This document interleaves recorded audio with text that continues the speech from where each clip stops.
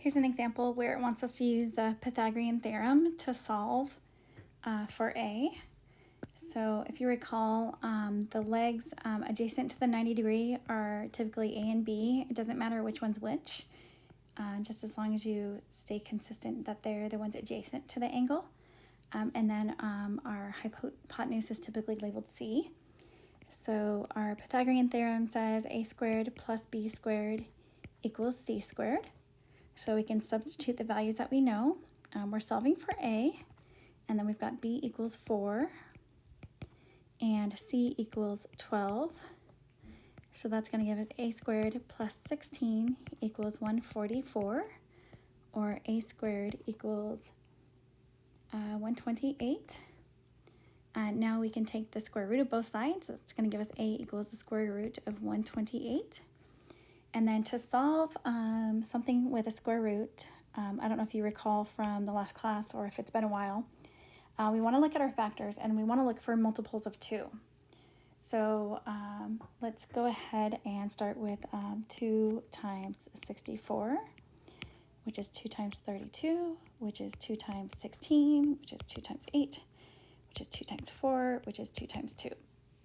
So now I'm going to take all my doubles. So I've got a double, and a double here. So it's going to give me 2 times 2 is 4, times 2 is 8.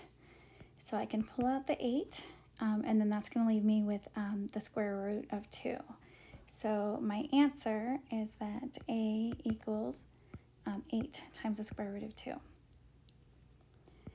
The next one is graphing some higher degree polynomials.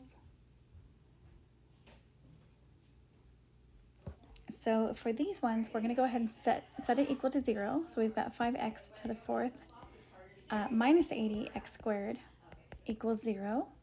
And then we can go ahead and group this and factor it like we did the last time. So we can pull out a 5x squared from this. And that's going to leave us with an x squared and a 16. And that's going to equal 0. So we've got 5x squared equals 0, or x equals 0. And x squared minus 16 equals 0, or x squared equals 16. So x equals 4.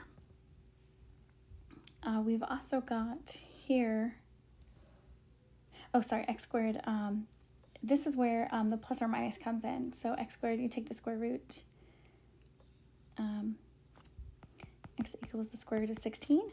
And then this one could actually be a -4 or a +4.